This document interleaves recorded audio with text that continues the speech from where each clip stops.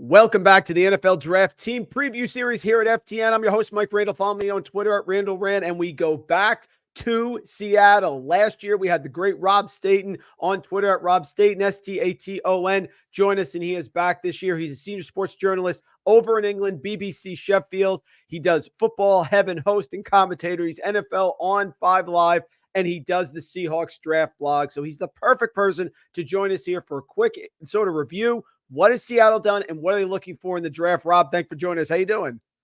I'm great. Thanks, Mike. Thanks for the invite again. Happy to be here. Appreciate it, sir. And a lot of moving parts in Seattle now, new head coach. And my first question to you is, with their first pick in the first round, first pick that they have no second round picks here, so third and fourth after that, is it possible that they could go quarterback? Of course, they have Geno Smith. They brought in Sam Howell. But, Rob, every year there's a team that sort of comes out of the woodwork and may want to solidify the position, new coaching staff. Do you think there's a chance it could be quarterback, or are they looking at other positions?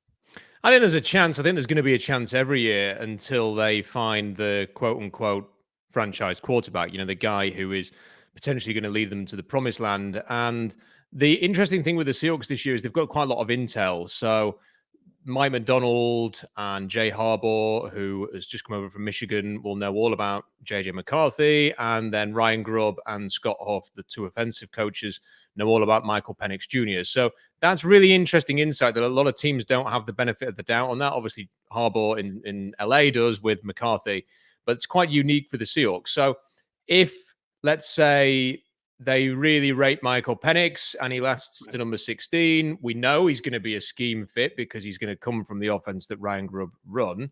I think it is a possibility. I just wonder how they will evaluate him, how they will evaluate his medicals, whether he will go off the board before you even get to 16, which will dictate that. And I think all signs are pointing to the Seahawks expecting that they're not going to be in a position to draft a quarterback of the future, and that is why they made the trade for Sam Howell, who I think is going to be a fantastic backup. And if it's not going to be quarterback, then my question to you, where do you think Seattle goes with this first pick, 16th overall? Our own Jeff Radcliffe has mocked J.C. Latham, the offensive tackle there. Is there a position they're looking at? What are you hearing here in Seattle for that first round pick, which is a huge pick for them this year because of the gap to their next chance they can pick? Well, I think the biggest need and the best player available may well match up quite nicely for them in terms of their need for the offensive line. And in the middle of the first round, there's going to be a lot of offensive linemen available. I think they would love Troy Fautanu or Taliese Fuaga to be there. I don't think either of those two guys are going to be there at 16. I think they're going to be off the board by the time the Seahawks are on the clock, and I think they'll be very disappointed about that. And then what the conversation will move towards is, okay, what offers are you getting to trade down?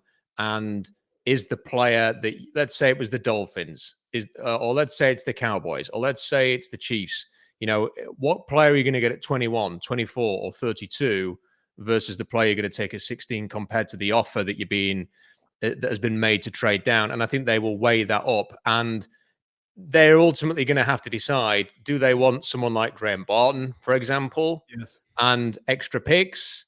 Or are they going to pick from the J.C. Latham, Amarius Mims, Tyler Guyton bunch that are probably going to go somewhere in the teens and the early 20s? So that's the decision they're going to need to make. But if they stay at 16, I would say it's perhaps more likely than not that they will take an offensive lineman.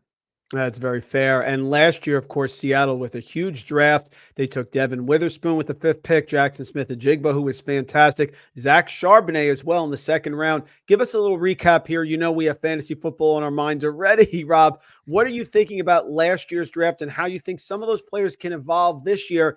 Obviously, talking about Charbonnet and Jaxon Smith-Njigba especially. Well, I don't know if you saw the interview that Jaxon Smith-Njigba did at Senior Bowl week, where he was asked about the former offensive coordinator, Shane Waldron, and then his first response is this live?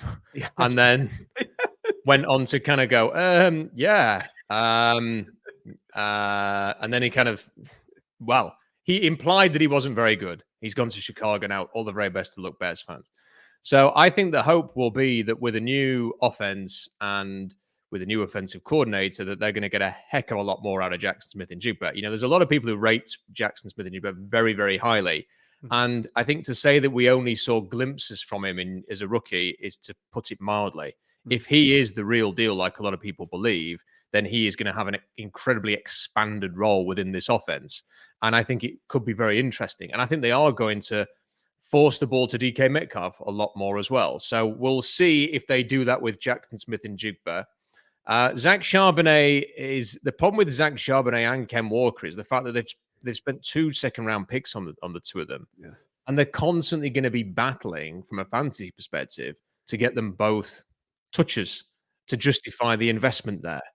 And they didn't seem to have any idea how to do that last year, quite aside from the fact that the run game was absolutely terrible. So I think that they will put an emphasis on it, improving that. I think the offensive line investments that they were going to make in the draft will help.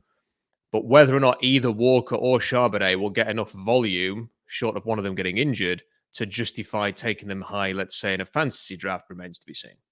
That's very fair. Look, Rob, we appreciate a few minutes. I know you're traveling. You're very busy.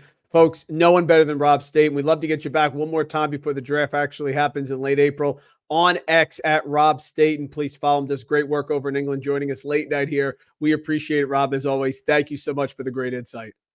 Anytime, Mike. My pleasure.